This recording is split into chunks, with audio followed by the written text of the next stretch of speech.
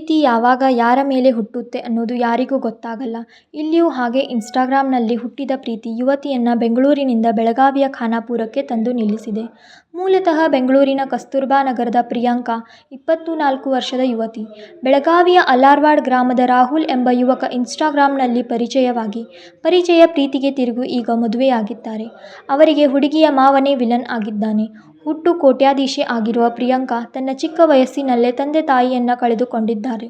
ಆದರೆ ತಂದೆ ತಾಯಿಯನ್ನು ಕಳೆದುಕೊಂಡು ಪ್ರಿಯಾಂಕಾಳನ್ನು ತನ್ನ ಸೋದರ ಮಾವನೇ ಚಿಕ್ಕ ವಯಸ್ಸಿನಿಂದ ಸಾಕು ಸಲಹಿಸಿದ್ದು. ಯಾವಾಗ ಪ್ರಿಯಾಂಕಾ ವಯಸ್ಕಳಾಗುತ್ತಾಳೋ ಅವಳ ಹೆಸರಿನಲ್ಲಿರುವ ಬೆಂಗಳೂರಿನ 4 ಅಂತಸ್ತಿನ ಮನೆ ಮತ್ತು ಕಾಂಪ್ಲೆಕ್ಸ್, ಶಿವಮೊಗ್ಗದಲ್ಲಿರುವ ಮನೆ ಇದೆಲ್ಲ ನನ್ನ ಕೈ ಬಿಟ್ಟು ಹೋಗುತ್ತೋ ಅನ್ನೋ ಭಯದಿಂದ ಪ್ರಿಯಾಂಕಾಗೆ ಮಾನಸಿಕ ಹಾಗೂ ದೈಹಿಕ ಕಿರುಕುಳ ನೀಡಲು ಪ್ರಾರಂಭಿಸುತ್ತಾನೆ. ಇದರಿಂದ ಬೇಸತ್ತ ಯುವತಿ ಪ್ರೀತಿ ಅರಸಿ ಬೆಳಗಾವಿಗೆ ಬಂದಿದ್ದಾಳೆ. ಇನ್ನು ಇವರಿಬ್ಬರ ಪ್ರೀತಿ ವಿಚಾರ ಪ್ರಿಯಾಂಕಾ ಸೋದರ ಮಾವನ ಮಗನಿಗೆ ತಿಳಿಯುತ್ತಿದ್ದಂತೆ ಕಿರುಕುಳ ಜಾಸ್ತಿ ಮಾಡಿದ್ದರಿಂದ ಬೇಸತ್ತು ಈ ಹಿಂದೆಯೂ ಮನೆ ತೊರೆದು ಬೆಳಗಾವಿಗೆ ಬಂದಿದ್ದ ಯುವತಿಯನ್ನು ಹುಡುಕಿಕೊಂಡು ಬಂದಿದ್ದ. ಅವರ ಮಾವ ಖಾನಾಪುರ ಠಾಣೆಯಲ್ಲಿ ಸುಳ್ಳು ಕಥೆ ಕಟ್ಟಿ ಚೆನ್ನಾಗಿ ನೋಡಿಕೊಳ್ಳುವ ಭರವಸೆ ನೀಡಿ ಕರೆದುಕೊಂಡು ಹೋಗಿದ್ದ. ಆದರೆ ಬೆಂಗಳೂರಿಗೆ ತಲುಪುತ್ತಿದ್ದಂತೆ ತನ್ನ ಹಳೆಯ ಚಾಳಿ ಮುಂದುವರಿಸಿ ಯುವತಿಯನ್ನು ತಿಂಗಳುಗಳ ಕಾಲ ತನ್ನ ಸ್ನೇಹಿತ ಮನೆಯಲ್ಲೇ ಗೃಹ ಬಂಧನದಲ್ಲಿಟ್ಟಿದ್ದ. ಈಗ ಹಾಗೋ ಹೀಗೋ ಮತ್ತೆ ತಪ್ಪಿಸಿಕೊಂಡ ಯುವತಿ ತನ್ನ ಪ್ರಿಯಕರ ರಾಹುಲ್ ಮನೆ ಸೇರಿದ್ದಾಳೆ.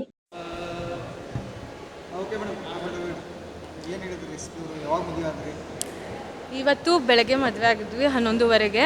SP ಅವ್ರು ಏನು ಹೇಳಿದ್ರು ಅಂದರೆ ಪೂರ್ತಿ ಬೆಳಗಾವಿಲಿ ನೀವು ಎಲ್ಲಿರ್ತೀರ ನಾವು ಅಲ್ಲಿ ಪ್ರೊಟೆಕ್ಷನ್ ಕೊಡ್ತೀವಿ. ನೀವು ಬೆಂಗಳೂರಿಗೆ ಹೋಗಬೇಕು, ನಿಮ್ಮ ಬೆಂಗಳೂರು ಡಾಕ್ಯುಮೆಂಟ್ಸ್ ಬೇಕು ಅಂದರೆ ನೀವು ಬೆಂಗಳೂರು ಕಮಿಷನರ ಭೇಟಿಯಾಗಿ ಅವರಿಂದ ಪ್ರೊಟೆಕ್ಷನ್ ತೊಗೊಂಡೋಗಿ ನೀವು ತೊಗೊಂಬರ್ಬೋದು ಅಂತ ಹೇಳಿದ್ದಾರೆ. ಹಾಂ, ಇವತ್ತು.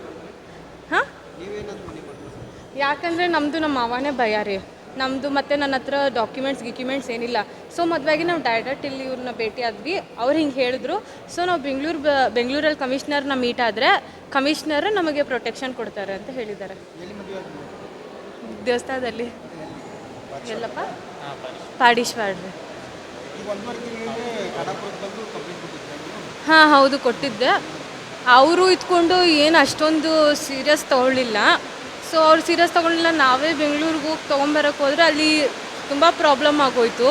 ಸೊ ಪ್ರಾಬ್ಲಮ್ ಆಗಿದ್ದರಿಂದ ನಾನು ಅಲ್ಲೇ ಇರಬೇಕಾಯ್ತು, ನಾನು ವಾಪಸ್ ಬರೋಕ್ಕಾಗಲಿಲ್ಲ. ಸೊ ನನಗೆ ಇವನಿಗೋಸ್ಕರ ನಾನು ಎಷ್ಟೇ ಕಷ್ಟ ಆಗಲಿ ಅಂತ ನಾನು ಅಲ್ಲಿಂದ ಇವನಿಗೋಸ್ಕರ ಬಂದೆ. ಎಲ್ಲ ಇವ್ರ ಮನೆಯವರೇ ನಮ್ಮ ಸಂಬಂಧಿಕರು. ಇಲ್ಲ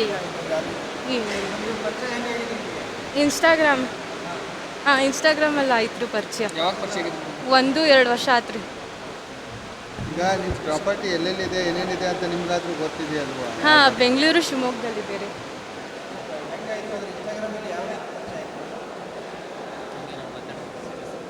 ಬೆಂಗಳೂರಲ್ಲಿ ಹೆಂಗೆ ಸ್ಟಾರ್ಟ್ ಆಯಿತು ಅಂದರೆ ಫಸ್ಟು ಇವರು ನ್ಯೂ ಫಾಲೋವರ್ ಸಜೆಷನ್ ಅಂದ್ಬಿಟ್ಟು ಇವ್ರು ಹಾಯ್ ಅಂತ ಕಳಿಸಿದ್ರು. ನಾನು ಯಾವುದೇ ಇದು ಹೊಸ ಫಾಲೋವರ್ ಅಂದ್ಬಿಟ್ಟು ಹಾಯ್ ಅಂತ ಮೆಸೇಜ್ ಮಾಡಿದೆ.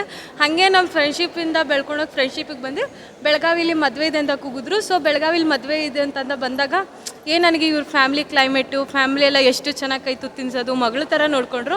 ಸೊ ನನಗೆ ಇದೇ ಮನೆ ಬೇಕು ಅಂತ ನಾನು ಇಲ್ಲೇ ಫಿಕ್ಸ್ ಆಗಿಬಿಟ್ಟಿದ್ದೀನಿ.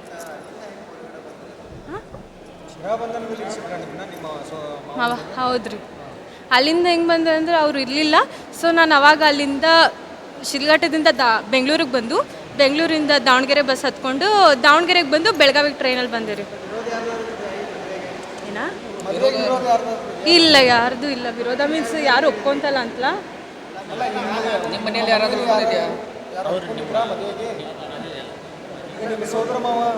ಇಲ್ಲ ರೀ, ಅವ್ರು ಯಾರು ಒಪ್ಕೊಂಡಿಲ್ಲ. ಇವ್ರ ಮನೆಯವರೇ ಎಲ್ಲರೂ ಒಪ್ಕೊಂಡು ಮದುವೆ ಮಾಡಿಸ್ತಾರೆ. ನಂಬಿಕೆನೇ ನಮ್ಮ ಸೋದರ ಮಾವರೇ. ವಿಡಿಯೋ ಕಾಲ್ ಮಾಡಿದಾಗೆಲ್ಲ ಕೇಳ್ತಾ ಇದ್ದಿದ್ದು ಒಂದೇ, ಎಲ್ಲಿದೆಯಾ? 5ರಿಂದ 10 ಬಾರಿ ವಿಡಿಯೋ ಕಾಲ್ ಮಾಡಿಬಿಟ್ಟು ಮನೇಲಿ ಇದೆಯಾ ಇಲ್ವಾ ಅಂತ ಕನ್ಫರ್ಮೇಷನ್ಗೋಸ್ಕರ ಕಾಲ್ ಮಾಡಿ. ಮತ್ತೆ ತಿರ್ಗಾ ಕಾಲ್ ಮಾಡಿಲ್ವಾ? ನೀವು ಮದುವೆ ಆಗಿದ್ದ ವಿಚಾರ ಹೇಳಿಲ್ವಾ ನಿಮ್ಮ ಸೋದರ ಮಾವಕ್ಕೆ? ಇಲ್ಲ, ನೋಡ್ತಾರೆ ಇವಾಗ ನೋಡಿದ್ರೆ ನ್ಯೂಸಲ್ಲಿ. ನನ್ನ ಹೆಸರು ಪ್ರಿಯಾಂಕಾ ಗೌಡ ರೀ. ಮೂಲತಃ ಬೆಳಗಾವಿ ತಾಲೂಕಿನ ಅಲಾರ್ವಾಡ್ ಗ್ರಾಮದ ಬಡ ಕುಟುಂಬದ ಹುಡುಗ ರಾಹುಲ್ ಎಲೆಕ್ಟ್ರಿಷಿಯನ್ ವೃತ್ತಿ ಮಾಡಿಕೊಂಡು ಕುಟುಂಬ ಸಾಗಿಸುತ್ತಿದ್ದು, ಯುವತಿಯ ಮಾವ ನಮಗೆ ತೊಂದರೆ ಕೊಡಬಹುದೆಂದ ಹೆದರಿಕೆಯಿಂದ ಖಾನಾಪುರದಲ್ಲಿರುವ ಸಂಬಂಧಿಕರೊಬ್ಬರ ಮನೆಯಲ್ಲಿ ಆಶ್ರಯ ಪಡೆದಿದ್ದು, ರಕ್ಷಣೆ ಕೊಡುವಂತೆ SPಗೆ ಮನವಿ ಮಾಡಿದ್ದಾರೆ. ನಾ ಇವತ್ತು ಬೆಳಗ್ಗೆ 11:30ಯಿಂದ 12 ಗಂಟೆಗೆ ಮದುವೆ ಆಗಿದ್ವಿ. ಮದುವೆ ಆಗಿ ನಾವು SP ಸಾಹೇಬ್ರು ಭೇಟಿ ಆಗ್ಬೇಕಂತ ಬಂದಿದ್ವಿ. ಸಾಹೇಬ್ರು ಹೇಳಿದರು, ಸಾಹೇಬ್ರು ಬೈದರು. ಸಾಹೇಬ್ರಿಗೆ ನಾನು ಸಾರಿ ಅಂತ ಕೇಳ್ತೀನಿ. ಬಟ್ ಆಮೇಲೆ ಸರ್ ಹೇಳಿದರು, ನಮ್ಮ ಬೆಳಗಾವಿ ಇರೋ ತನಕ ನಮ್ಮ ಪ್ರೊಟೆಕ್ಷನ್ ಇರ್ತದೆ, ಬಟ್ ನಾವು ಬೆಂಗಳೂರಿಗೆ ಕೊಡೋಕೆ ಬರೋಲ್ಲ. ನಿಮ್ಮ ಡಾಕ್ಯುಮೆಂಟ್ ಏನಿದ್ದು ನಿಮ್ಮ ಲೀಗಲ್ ಆಗಿ ಹೋಗ್ಬೇಕು ಕೋರ್ಟ್ದಿಂದ, ಅಲ್ಲಿಂದ ನೀವು ತರಿಸ್ಕೋಬೋದು ಅಂತ ಹೇಳಿದ್ರು. ಮತ್ತು ನಾವು ಈಗ ಬೆಂಗಳೂರಿಗೂ ನಮ್ಗೆ ಸೆಕ್ಯೂರಿಟಿ ಸಿಗ್ತದಂತ ಕಮಿಷನರ್ ಸಾಹೇಬ್ರಿಗೆ ಭೇಟಿ ಆದರೆ ಸೆಕ್ಯೂರಿಟಿ ತೊಗೊಂಡೋಗಿ ನಾವು ಡಾಕ್ಯುಮೆಂಟ್ ತೊಗೋಬೋದು ಅಂತ ಹೇಳ್ತಾರೆ. ಆ ಹುಡುಗಿ ಸರ್ಟಿಫಿಕೇಟ್ ಬೇಕು, ಸ್ಕೂಲ್ ಸರ್ಟಿಫಿಕೇಟ್. ಲಾಸ್ಟ್ ಟೈಮು ನಾವು ಹೋದಾಗ ಸ್ಕೂಲ್ ಸರ್ಟಿಫಿಕೇಟು ಅವರು ಪ್ರಿನ್ಸಿಪಲ್ ಭೇಟಿ ಆಗಿದ್ವಿ ಕಾಲೇಜಿಗೆ, PSC ಯೂನಿವರ್ಸಿಟಿ ಅಂತ. ಅವ್ರ ಹೆಸರು ಏನ್ಬಿಟ್ಟು ಅವ್ರ ಹೆಸರು ಜಯಪ್ರಕಾಶ್ ಸರ್ ಅಂತ, ಅವರು ಪ್ರಿನ್ಸಿಪಲ್ ಅಂತ. ಅವ್ರಿಗೆ ಭೇಟಿಯಾಗಿದ್ವಿ, ಅವ್ರು ಕೊಡಲಿಲ್ಲ ಸರ್. ನೀವು ನಿಮ್ಮ ಮಾಮ ಬಂದು 2 ಸಾರಿ ತೊಗೊಂಡೋಗಿದ್ದೀರಿ, ಇನ್ನು ಕೊಡೋಕೆ ಬರೋದಿಲ್ಲ ಅಂತ ಸುಳ್ಳು ಹೇಳಿದರು. ಆಮೇಲೆ ಅಲ್ಲಿಂದ 2-3 ಸಾರಿ ಹೋಗಿ ಹೊರಗಡೆ ಬಂದು 2-3 ಸಾರಿ ರಿಕ್ವೆಸ್ಟ್ ಮಾಡ್ಕೊಂಡು ಲೋಡ್ಗೆ, ಆದರೂ ಕೊಡಲಿಲ್ಲ ಸರ್. ಅಲ್ಲಿಂದ ನಾವು ಇದಕ್ಕೆ ಹೋಗಿದ್ವಿ, ಇವಳು ವರ್ಕ್ ಮಾಡೋದು ಅಲ್ಲಿ ಹೋಗಿದ್ವಿ. ಅಲ್ಲಿಂದ ಅವಳು ಲಾಕ್ ಆಗಿಬಿಟ್ಟಿದ್ಲು. ನೀವೇನು ಮಾಡ್ತೀರಿ? ನಾನು ಎಲೆಕ್ಟ್ರಿಷಿಯನ್ ಮಾಡ್ತೀನಿ ಸರ್. ಈಗ ಅವ್ರ ಮನೆ ಕಡೆಯವರಿಂದ ಯಾರಾದರೂ ಕಡೆಯಿಂದ ನಿಮಗೆ ಬೆದರಿಕೆ ಇದೆಯಾ? ಅವ್ರ ಮಾಮನ ಕಡೆಯಿಂದನೇ ಇದೆ ಸರ್. ಅವ್ರ ಮಾಮ ಪದೇ ಫೋನ್ ಮಾಡಿದ್ರಾ ನಿಮ್ಮ ಅತ್ತೆ ಮಾತಾಡಿ? ಹಾಂ, ಮೊನ್ನೆ ಮಾಡಿದ್ರು ಸರ್. ನನಗೆ ಇಲ್ಲ, ಇವಳ ಹತ್ರ ಮಾತಾಡಬೇಕು, ಫೋನ್ ಕೊಡು ಅಂತ ಹೇಳಿದ್ರು. ನಾನು ಹೇಳಿದೆ ಸರ್, ನಾನು ಹೊರಗಡೆ ಇದ್ದೆ, ನಾನು ಮನೆಗೆ ಹೋಗ್ಬಿಟ್ಟು ಕಾಲ್ ಮಾಡ್ತೇನೆ ಅಂತ ಹೇಳಿದೆ. ನಾನು ಏನಂತ ಹೇಳ್ತೀವಿ ಸರ್ ಮಾಧ್ಯಮ ಅವ್ರ ಸಂಬಂಧಿಕರಿಗೆ? ಏನಿಲ್ಲ ಸರ್, ಅವರು ನಮ್ಗೆ ತಂದೆ ತಾಯಿ ಇದ್ದಂಗೆ ಸರ್. ಎಲ್ಲ ಅವರು ದೊಡ್ಡವರು ತಂದೆ ತಾಯಿ ಇದ್ದಂಗೆ. ನಮ್ಮದು ಪ್ರೀತಿ ನಮ್ದು ಅರ್ಥ ಮಾಡಿಕೊಂಡು ನಮ್ಮ ಪಾಡಿಗೆ ನಮ್ಮ ಬಿಟ್ಬಿಟ್ಟು ಅವಳದೇನಿದೆ, ನಮ್ಗೆ ಅವಳದೇನು ಆಸೆ ಬೇಡ, ನನಗೆ ಅವಳಷ್ಟೇ ಬೇಕಂತ ಹೇಳಿದ್ರು ಸರ್. ನಾವು ಡಾಕ್ಯುಮೆಂಟ್ ಅಟ್ಟು ನಮಗೆ ಸಿಕ್ಕರೆ ಸಾಕು. ಡಾಕ್ಯುಮೆಂಟ್ ಕೋಟ್ಯಾಂತರ ರೂಪಾಯಿ ಆಸ್ತಿ ಇದೆ ಅಂತ. ಅವ್ರು ಸರ್ ನನಗೆ ಅದ್ರ ಮೇಲೆ ಏನು ಯಾವುದೇ ಥರ ನನಗೆ ಏನು ಬೇಡ ಸರ್. ನನಗೆ ಏನು ಬೇಡ ಸರ್, ನನಗೆ ಬೇಕಾಗಿರೋದು ಅವ್ರು ಅಷ್ಟೇ. ಅದು ಆಸ್ತಿ ಬೇಕಾಗಿದ್ದು ಬ್ಯಾಡಾಗಿದ್ದು ಆ ಹುಡುಗಿ ಬಿಟ್ಟಿದ್ದು ಸರ್, ನನಗಲ್ಲ. ಕೊಡಬೇಡಿ ಅಂತ ಹೇಳ್ತೀವಿ. ನನಗೆ ತೊಂದರೆ ಬರಬಾರ್ದು ಸರ್. ನನ್ನಿಂದ ನಮ್ಮಿಬ್ಬರಿಗೆ ತೊಂದರೆ ಬರೋದು, ನನ್ನ ಫ್ಯಾಮಿಲಿಗೆ ಬರಬಾರ್ದು. ನನ್ನ ಹೆಸರು ರೋಹಿತ್ ಕೊಲ್ಕರ್ ಸರ್. ಇದೇ ವೇಳೆ ಪೊಲೀಸ್ ವರಿಷ್ಠಾಧಿಕಾರಿ ಡಾಕ್ಟರ್ ಭೀಮಾಶಂಕರ್ ಗುಳೇದ್ ಅವರು ನವದಂಪತಿಗೆ ರಕ್ಷಣೆ ನೀಡುವುದಾಗಿ ಭರವಸೆ ನೀಡಿದರು. ಈಗ ತಾನೇ ನಮ್ಮ ಕಚೇರಿಗೆ ಒಬ್ಬ ಯುವಕ ಮತ್ತು ಯುವತಿ ರೋಹಿತ್ ಕೋಲ್ಕರ್ ಮತ್ತು ಪ್ರಿಯಾಂಕಾ ಗೌಡ ಅಂತ ಇಬ್ಬರು ನಾವು ಪ್ರೀತಿಸಿ ಮದುವೆ ಆಗಿದ್ದೀವಿ, ನಮಗೆ ಕಾನೂನಿನ ರಕ್ಷಣೆ ಬೇಕು ಅಂತ ಹೇಳಿ ನಮಗೆ ಮನವಿಯನ್ನು ಕೊಟ್ಟಿದ್ದಾರೆ. ಈಗಾಗಲೇ ನಮ್ಮ ಲೋಕಲ್ ಪೊಲೀಸ್ ಠಾಣೆಯಾದ ಖಾನಾಪುರ್ನ ಇನ್ಸ್ಪೆಕ್ಟ್ರಿಗೆ ಇವರಿಗೆ ಯಾವುದೇ ತೊಂದರೆ ಆಗದೇ ಇರೋ ಹಾಗೆ ಕಾನೂನಾತ್ಮಕವಾಗಿ ರಕ್ಷಣೆ ಕೊಡಲಿಕ್ಕೆ ಹೇಳಿದ್ದೀವಿ. ಇವರು ಈ ಯುವಕ ಮತ್ತು ಯುವತಿ ಇವತ್ತೇ ಮದುವೆ ಆಗಿ ನಮ್ಮ ಹತ್ರ ಬಂದು ಪ್ರೊಟೆಕ್ಷನ್ ಕೇಳಿದ್ದಾರೆ. ಇದಕ್ಕಿಂತ ಮುಂಚೆ ಸುಮಾರು 1.5 ತಿಂಗಳ ಹಿಂದೆ ನಮ್ಮ ಖಾನಾಪುರ ಪೊಲೀಸ್ ಸ್ಟೇಷನ್ಗೆ ಹೋಗಿ ನನ್ನ ಹತ್ರ ಇರ್ತಕ್ಕಂಥ ಡಾಕ್ಯುಮೆಂಟ್ಸು, ಅಂದರೆ ಅವಳ ಸ್ವಂತ ಎಜುಕೇಷ್ನಲ್ ಡಾಕ್ಯುಮೆಂಟ್ಸು ಮತ್ತು ಪ್ರಾಪರ್ಟಿ ಡಾಕ್ಯುಮೆಂಟ್ಸು ನಮ್ಮ ಮಾವನ ಹತ್ರ ಇದೆ, ಅದನ್ನು ಕೊಡಿಸಿ ಅಂತ ಕೇಳಿದರು. ಈ ಪ್ರಾಪರ್ಟಿ ವಿಚಾರಕ್ಕೆ ಅವರಿಗೆ ತುಂಬ ಕ್ಲಿಯರಾಗಿ ಹೇಳಿದ್ವಿ, ಇದು ಸಿವಿಲ್ ಮ್ಯಾಟ್ರ್ ಆಗುತ್ತೆ, ನಾವು ಹ್ಯಾಂಡಲ್ ಮಾಡಲಿಕ್ಕೆ ಬರಲ್ಲ, ಯಾಕಂತಂದರೆ ನಮ್ಮದೇನಿದ್ರು ನಿಮಗೆ ಮದುವೆ ಆಗಿ ಬಂದರೆ ಪ್ರೊಟೆಕ್ಷನ್ ಕೊಡ್ತೀವಿ ಅಂತ ಹೇಳಿ. ಸೊ ಅದ್ರ ಮೇಲೆ ಅವ್ರು ಇವತ್ತು ಮದುವೆ ಆಗಿ ಬಂದರೆ ಅವ್ರಿಗೆ ಪ್ರೊಟೆಕ್ಷನ್ ಕೊಡೋದು ನಮ್ಮದು ಧರ್ಮ, ಅದನ್ನು ನಾವು ಮಾಡ್ತೀವಿ. ಆದರೆ ಅವರ ದಾಖಲಾತಿಗಳನ್ನ ಅವರು ಕರೆದು ಕೇಳಿದಾಗ ಅವರ ಮಾವನವರಿಗೆ ಅವರು ದಾಖಲಾತಿಗಳು ನಮ್ಮ ಹತ್ರ ಇಲ್ಲ ಅಂತ ಹೇಳಿದ್ದಾರೆ.